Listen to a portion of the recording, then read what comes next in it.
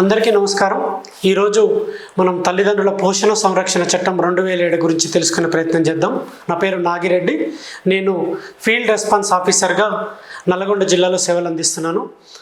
తల్లిదండ్రుల పోషణ సంరక్షణ చట్టంలో మనకు చాలా ఇంపార్టెంట్ అయినటువంటి సెక్షన్ ఏంటంటే సెక్షన్ 23 ఏం చెప్తుందంటే, వయోవృద్ధులు ఎవరైనా వారి ఆస్తిపాస్తులు వాళ్ళ పిల్లలకు వాళ్ళ కుటుంబ సభ్యులకు ఎవరికి చేసినా వారిని సరిగా చూసుకోకపోతే అది తిరిగి వెనక్కి తీసుకునేటువంటి అధికారం అనేది ఈ యొక్క చట్టంలోనే క్లియర్గా పొందుపరచడం జరిగింది. దీనికి ఎలాంటి సబ్జెక్ట్ టు కండిషన్స్ అనేవి ఏం లేవు. తెలంగాణ ప్రభుత్వం జీవో నెంబర్ 40 ద్వారా పూర్తి అధికారాలను కలెక్టర్లకు కట్టబెట్టడం జరిగింది.